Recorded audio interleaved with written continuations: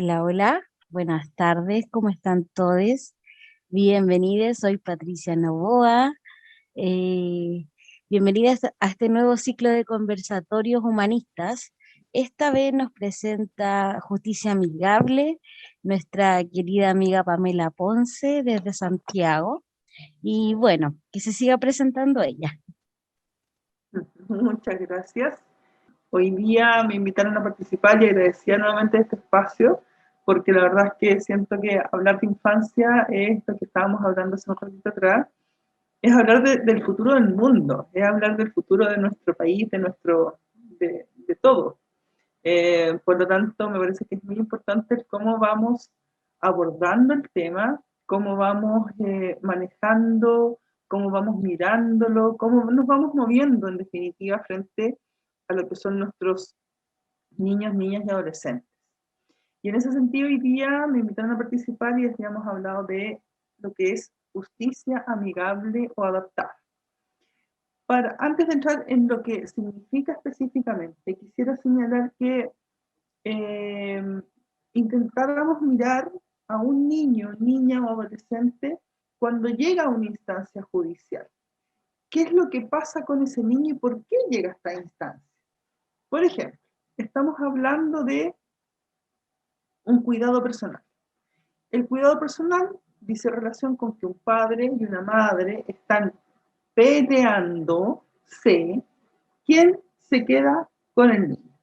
O sea, ustedes se pueden llegar a imaginar qué significa eso para un niño, el saber que sus padres no logran comunicarse, seguramente ya hay discusiones y ya hay situaciones muy complejas a nivel interno familiar, y es por eso que como no logran comunicarse, tienen que ir a un tercero, que es el tribunal, para que defina con quién se queda ese niño, quién tiene las mejores condiciones para poder estar con este niño, niña o adolescente. Entonces, una situación muy compleja. Sumamos a este niño, niña, adolescente, la instancia de que esto se va a ver a nivel institucional en un tribunal, un juicio para un niño. O sea, si ustedes cierran sus ojitos y se preguntan y ven así un juicio, ¿qué se les viene a la cabeza? Lo primero que se les viene a la cabeza.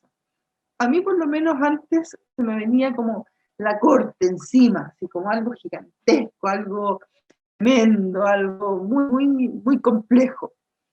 Entonces, para un adulto tiene esa visión, imagínense lo que es para un niño. Y generalmente estamos hablando de que más allá del tema de que un niño esté en este espacio de tribunales y de la justicia, eh, estamos hablando de que para llegar a eso implica que ha estado inserto en algún tema de infracción a la ley o está metido en un tema de situaciones complejas y de situaciones complejas a nivel de los padres y familiar o de vulneración de derechos en las medidas de protección, que esto estamos hablando ya de mayor situaciones mucho más complejas en términos de que estamos hablando ya de maltrato concreto eh, hacia ellos. Entonces, más allá, insisto, del estar frente a un juicio, no es en abstracto. Ellos, al estar frente a un juicio, están dentro de un contexto de situación familiar muy compleja y muchas veces vulneratoria para los niños. ¿Ya? Entonces, ¿qué es lo que pasa? Hay una desinformación, por una parte, también hay muchas situaciones y sentimientos ahí de intimidación, hay situaciones de con quién me quedo, qué tengo que decir, cómo con las audiencias reservadas, voy a defender a mi mamá, voy a defender a mi papá, qué es lo que va a pasar conmigo. O sea, son una serie de instancias a nivel emocional que son tremendas, tremendas. A nosotros, insisto, como adultos, ya estar en un juicio es una situación muy compleja. Imagínense lo que es para un niño, ¿ya? Además de aquello, están un montón también de barreras que se llaman, y que tiene que ver con que estamos frente a un niño, niña o adolescente, y cuál es la mirada que tenemos frente a ellos, que son incapaces, que no van a entender lo que se les está diciendo, que no tienen criterio suficiente, que no tienen la madurez suficiente, que no van a entender ni una cuestión. ¿Cuántas veces nos hemos dado cuenta que los niños están jugando en un rincón, uno está hablando y ellos uno piensa que están jugando y no están escuchando, y están con la oreja pero a mil para, y saben y entienden mucho más que cualquiera?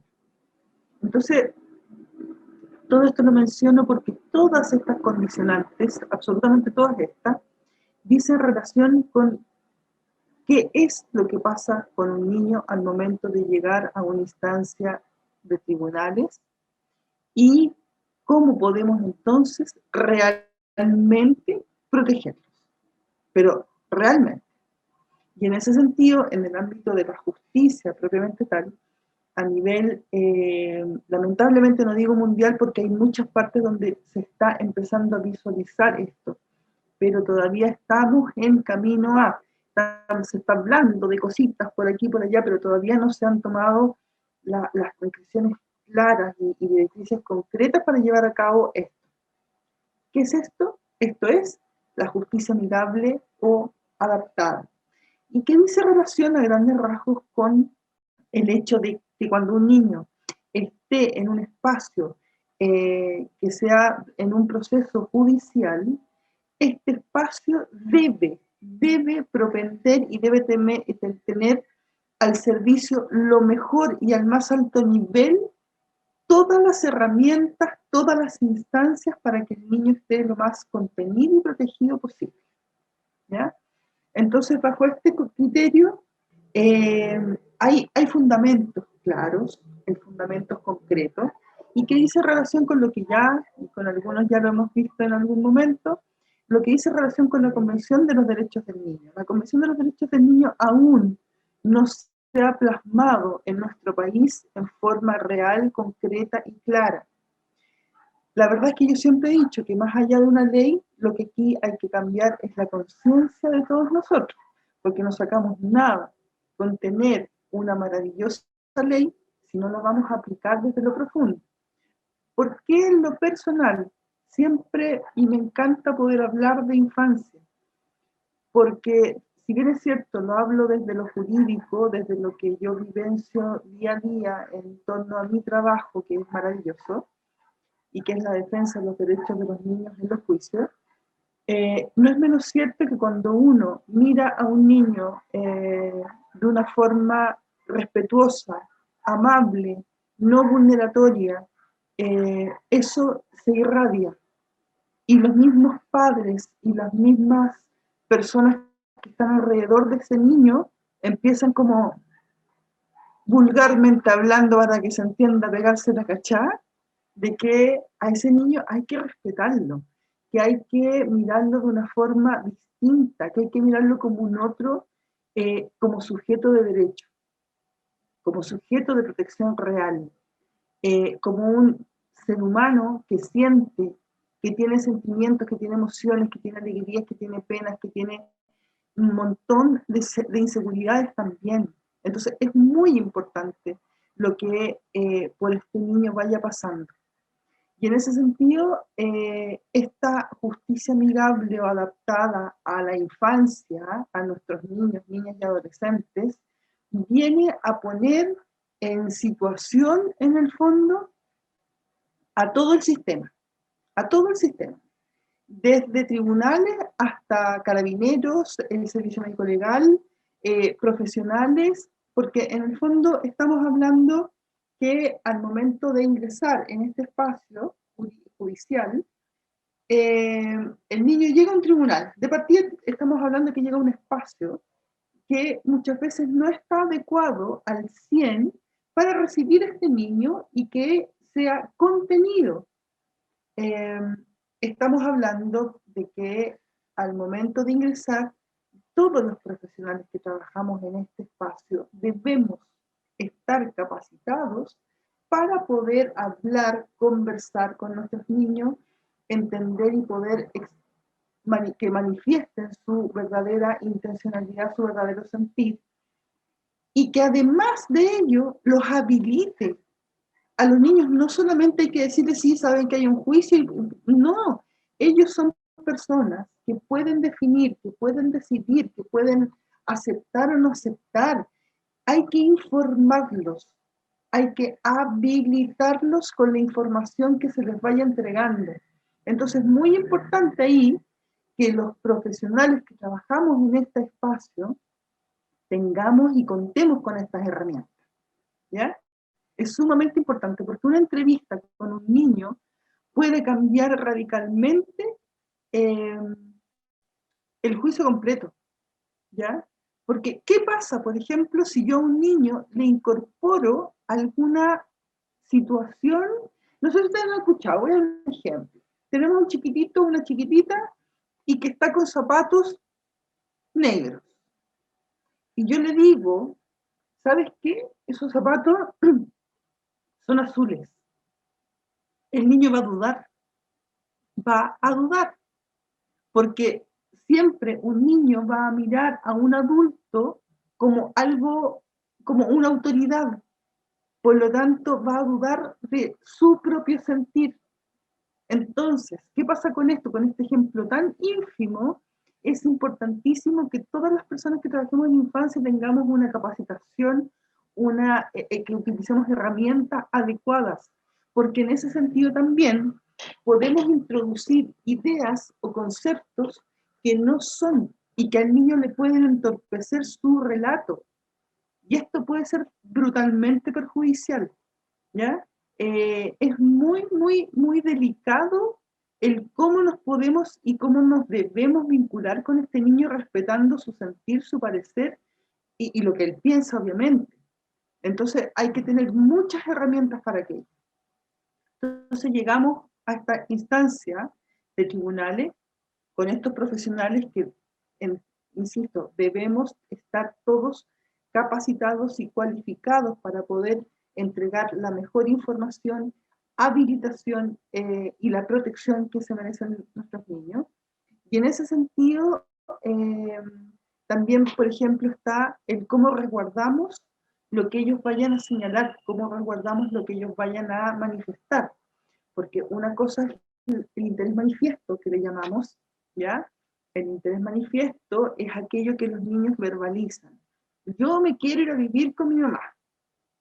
Eso es lo que ellos verbalizan desde su sentir, desde su querer, porque obviamente que los padres somos los referentes de nuestros hijos, en general, la persona que nos ha criado, que nos ha resguardado y que nos ha protegido, son nuestras figuras significativas. A eso me refiero con que esas figuras significativas son las que obviamente nosotros queremos estar.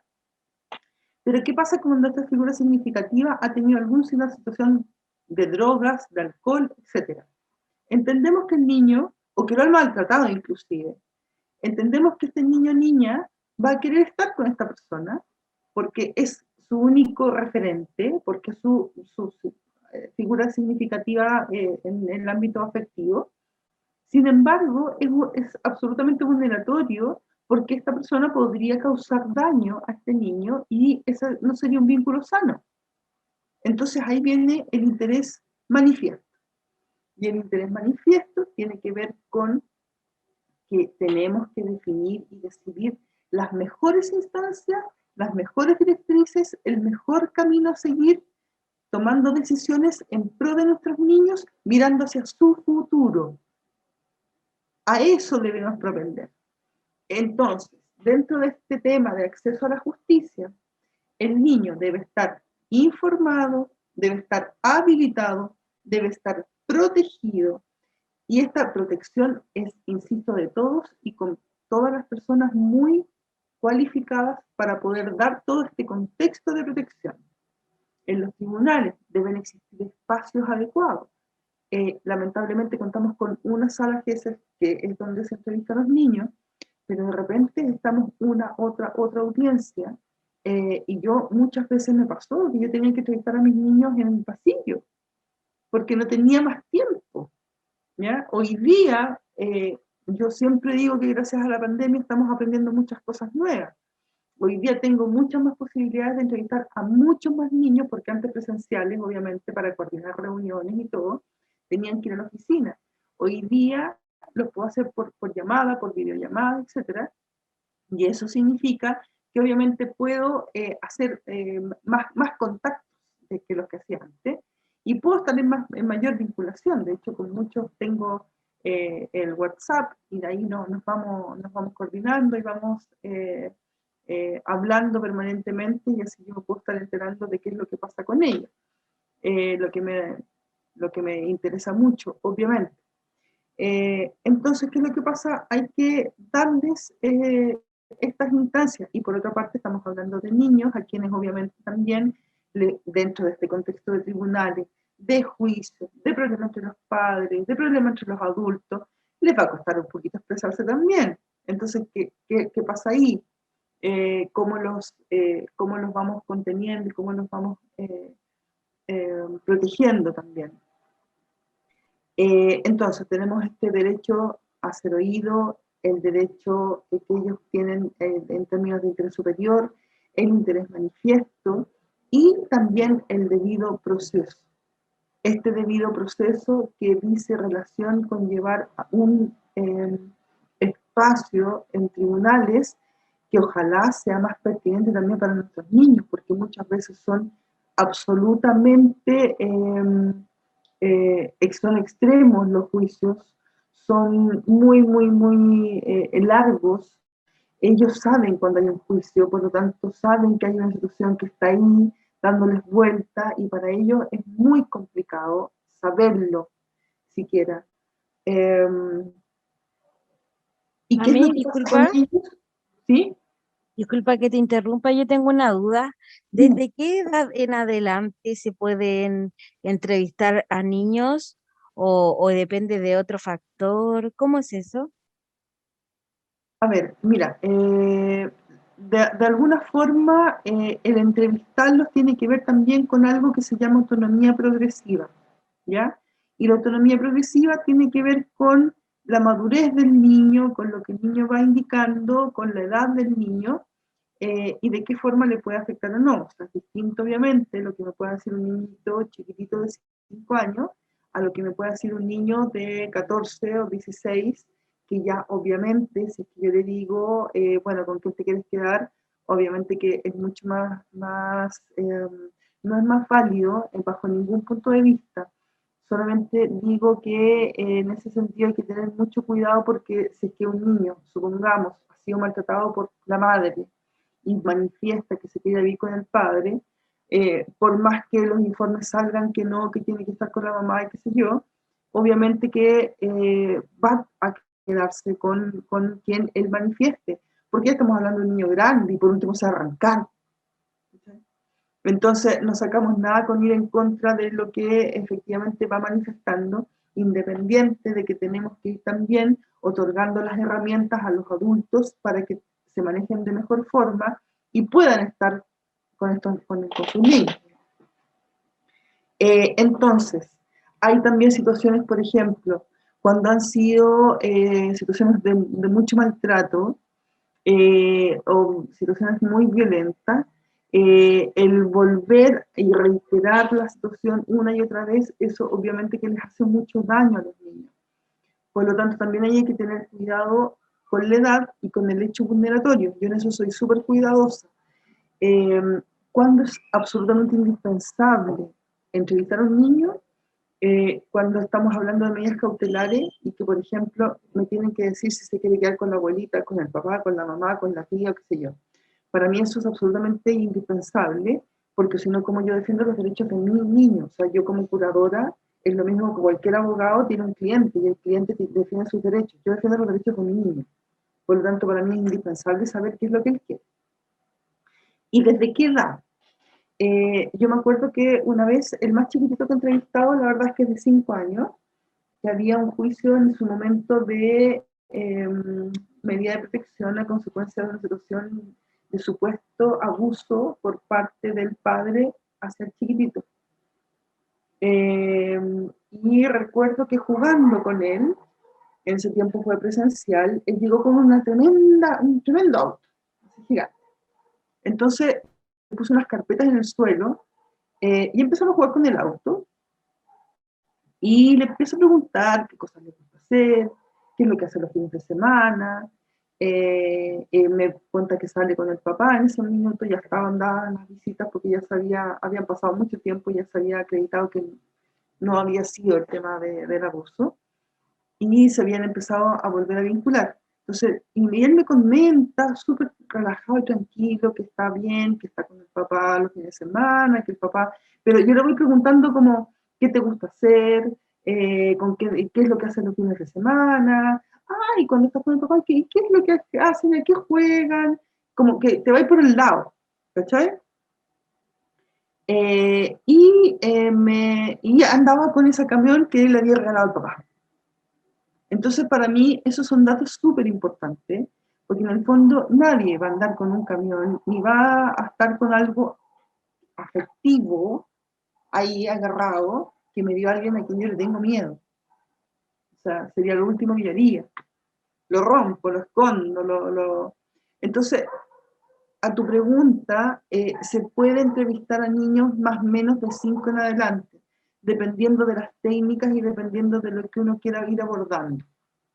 Pero se pueden lograr, él no me dijo, sí, yo quiero estar día por medio con mi papá, no, no me lo dijo, obviamente, pero por lo que él manifestó, me pude dar cuenta que sí, efectivamente, él quería seguir estando con su papá.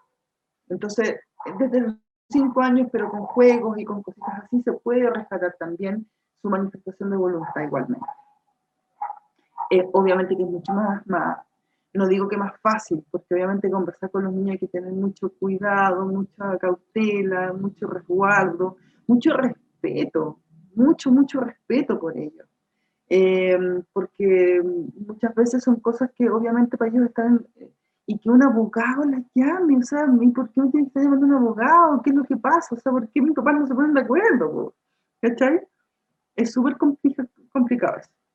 Pero bueno, es un derecho que tienen y que es importante que ellos, más allá de verbalizar también qué es lo que ellos quieren, se les informa que ellos tienen un abogado, que su abogado, en este caso soy yo, y que su abogado va a defender sus derechos. Y para ello es muy importante saberlo también, que no son abogados ni del papá, ni de la mamá, ni de la tía, ni del abuelito, ni de la abuelita, sino que es un abogado de ellos. Y esto yo creo que es un paso súper importante que se implementó no hace tantos años. Ya llevamos un tiempo, pero falta todavía, faltan muchas partes que se implemente la figura del curador propiamente tal, porque, por ejemplo, me acuerdo que hace unos 3 años más o menos, o 4, se empezó a implementar que en el Centro de Medidas Cautelares de Santiago, por lo menos del Tribunal de Familia de Santiago, ojalá todas las causas tuviesen curador, porque son situaciones muy complejas, muy delicadas, eh, y hoy día, y ya hace bastantes años, yo diría que hace ya 2 años, que había un porcentaje importante, pero hace 2 años hasta la fecha, todas las causas que ingresan ya tienen curador, todas. No así, lamentablemente, las causas contenciosas. Las causas contenciosas todavía debiesen falta y debiesen todas tener cuidado, porque la verdad es que es importante. Es importante que un niño tenga y manifieste su voluntad a través de un curador y que ese curador también vaya mirando que el proceso se vaya realizando en forma justa y clara. Es muy importante. Y presentar la prueba que estime pertinente, porque yo también presento pruebas, es un abogado más en el juicio. Entonces es importante. Y además que ellos se sienten también más partícipes, ¿sí? Ellos tienen que decir cosas. O sea, claro, cuando yo era chica, hace muchos años, claro, ahí se peleaban los papás a los niños con quién se quedan. Y a uno ni siquiera le preguntaban qué es lo que pretendía, qué es lo que quería, qué es lo que sentía. O sea, nada, a mí jamás me preguntaron nada, con suerte que quería comer. Y los fines de semana, no todos los días tampoco. Entonces, en ese sentido, hoy día no, pues. Hoy día hay que preguntarle a los niños qué es lo que quieren, qué es lo que ellos sienten, cómo se sienten, qué les gustaría, cómo podemos ayudarlos, cómo podemos aportarles. Es muy importante.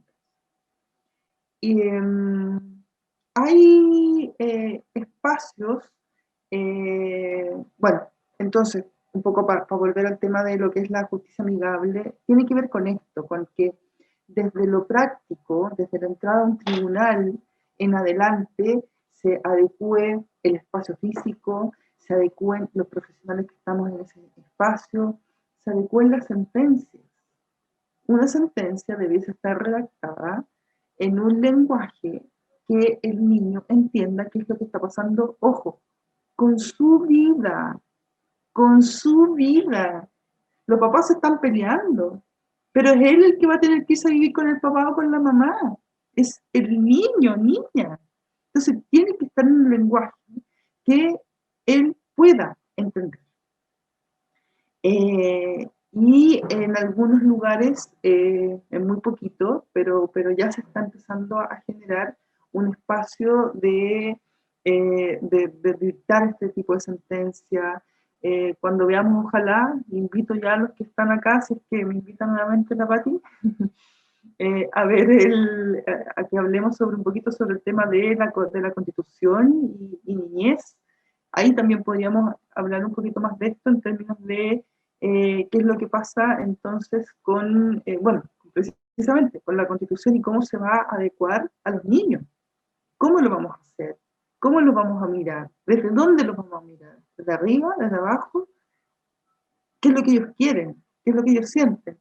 Y que, como te digo, se implemente este tema de la justicia amigable adaptada, que esta sea una adaptación para nuestros niños con todo el respeto que ellos se merecen, entendiendo su portal entonces los espacios, los profesionales, la adecuación, las sentencias que sean en lenguaje adecuado, que los procedimientos no sean tan extensos, y, y todo este espacio, que si bien es cierto es en el ámbito judicial, no es menos cierto que esto se va también a extrapolar, siento yo, que es lo que como humanistas todos queremos acá, que se extrapole y que se irradie a otros espacios como son los padres, los tíos, las familias y todo, porque van a decir, mira, ¿sabes qué? En el tribunal a mí me trataron bien, me escucharon, por lo tanto eso es algo que yo merezco, es un derecho humano, es un derecho. Somos seres humanos y ellos se merecen el mayor respeto del mundo. Entonces ya va a cambiar, siento yo, la mirada de no verlo como el niño, el incapaz, que es la mirada que tenemos desde hace mucho. No, él es un ser humano, siente, y es el que sale más perjudicado en un juicio. Dejo. Entonces, todas esas cosas siento yo que las podemos ir manejando, las podemos ir cambiando, modificando, y mucho de esto, obviamente que se necesitan directrices y acciones, digamos, desde lo institucional, eso está clarísimo, para capacitar, por ejemplo, a la gente. Sin embargo, creo que todos podemos comenzar de a poquito a instar por estas. Yo siempre, y a mí me encanta, no sé ustedes, pero yo por lo menos soy fanática de Bielsa, me encanta. Y siento que él irradió, porque yo me acuerdo que antes mis hijos que son fanáticos del fútbol les encantaba ir al estadio y yo pero así rezando para que no le pasara nada porque era imposible ir al estadio. Y con Bielsa todo cambió y todas las familias pudimos ir al estadio sin mayor inconveniente porque él cambió la mentalidad, irradió su amor profundo por el fútbol. Yo tengo miles de anécdotas de Bielsa y que puedo asegurarles de que su amor profundo es increíble y radical, ¿verdad? Él en las mañanas se levantaba como a las 5 de la mañana con unos ratones a sacar los pájaros de la cancha, porque él vivía allá, en donde se centran los jugadores, porque si no dejan el pasto, lo echan a perder. Él mismo se levanta y lo saca. O sea, aquí voy con este ejemplo, que puede ser, no es mínimo, es mucho, porque cuando uno ama algo, le pone todo el corazón del mundo. Entonces, en ese amor, uno va efectivamente irradiando. Y esta irradiada que podemos nosotros desde infancia hacer hacia nuestros niños, va a significar que sus padres, sus tíos, en los colegios, en todas partes, espero, comience a cambiar la mirada frente a nuestros niños que son tan importantes. Y hablo siempre también de nuestros niños porque yo sí, yo parí, tuve en mi vientre a dos maravillosos seres humanos, pero todos son todos son niños, porque vivimos en este mundo, y todos son mis niños, y tenemos que cuidarlos, siento yo, como tal. Más o menos de eso se trata lo que es la justicia amigable, que si bien es cierto no es algo tal vez concreto, sí se puede llevar a algo más concreto, pero tiene que ver con principios, con condicionamientos, con cambios de creencias, y con respeto profundo. Juan levantó la manito. ¿Sí? Sí, bueno, iba a preguntar lo mismo que preguntaste tú, Pati. De hecho, a la Pame yo la tuve en un programa una vez donde también hablamos un poquito de esto. Por ejemplo, el tema de las entrevistas, siento, o por lo menos estoy escuchando que la PAME lo habla como del lado judicial, pero esto se ve como en tono general, porque hoy en día me ha pasado harto que hay una necesidad de las madres y de los niños también de poder visibilizar o comentar sus temas de condición sexual, de los pueblos originarios, de maltrato, de lo que pasó la otra vez, Pame, cuando teníamos a la Ingrid, de tener, ¿no es cierto?, hijos transgéneros.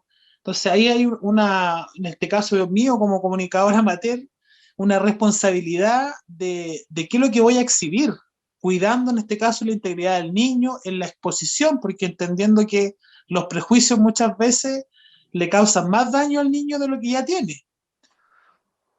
Claro. Eso es cierto, hay que tener tanto cuidado. Yo siento que estamos en un momento de la humanidad que lamentablemente las mujeres, las violencias en el ser humano, nuestros niños, niñas, estamos pagando los platos rotos, eh, pero siento que de alguna forma, y es lamentable, pero ha servido. ¿Por qué ha servido? Porque esto va a significar que vamos a comenzar a mirar en forma distinta. Eh, y claro, están en este minuto, ellos son los que están, digamos, con todo este tema de creencias, pero muy bien como dice Juan, hoy día hay muchos niños, por ejemplo, transgénero, que está con situaciones incluso de intentos suicidas, porque no se ha abordado y no les hemos tenido finalmente el respeto, si tiene que ver con eso, con respetar al otro.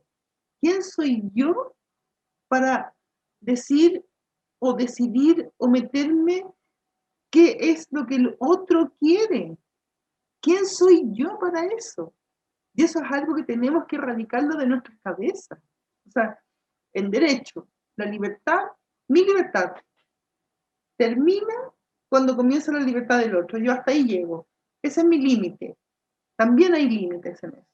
Y yo no me puedo meter en lo que el otro siente o piensa.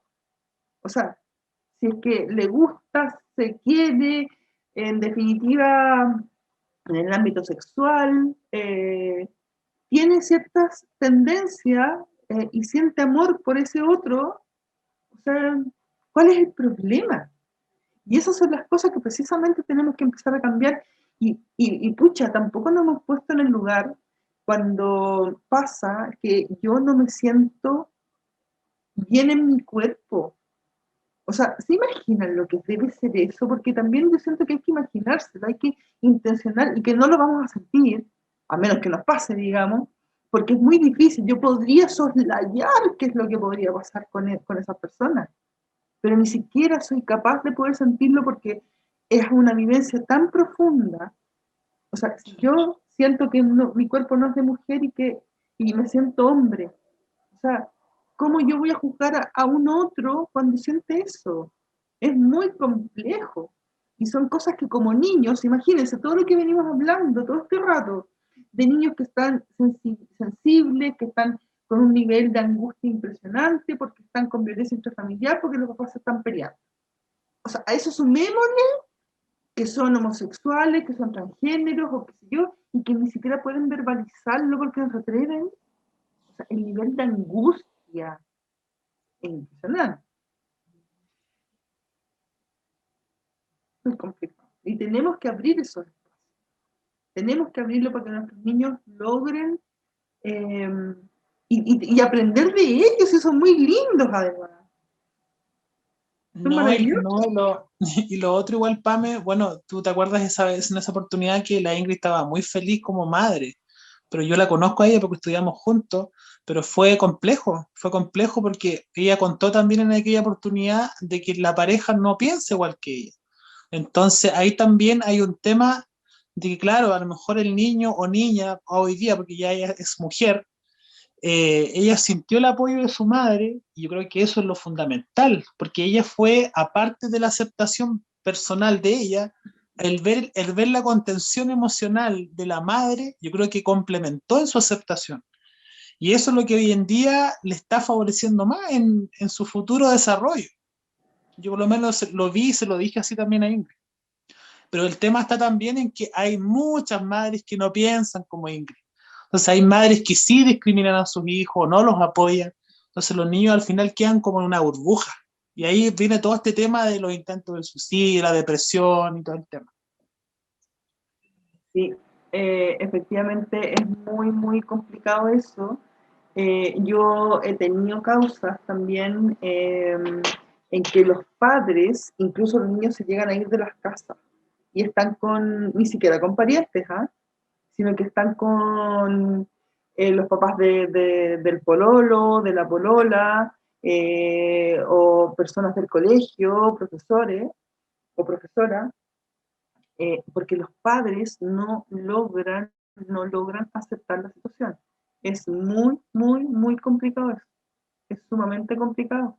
Imagínate, o sea, para un niño, además de todo lo que significa este tema que le está pasando y cómo lo digo y qué es lo que hago y demás, y a eso sumarle el rechazo por parte de los padres, porque es un rechazo.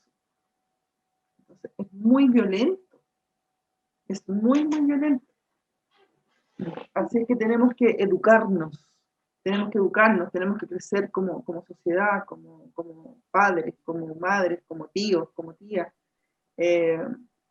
Insisto, todos nuestros niños son de todos, y en ese sentido educarnos para poder tener mayores habilidades y poder aprender también de ellos y protegerlos. Genial. Y bueno, ya para ir cerrando el tema de hoy, muchas gracias, Pame. Gracias a ti por tenerme aquí nuevamente.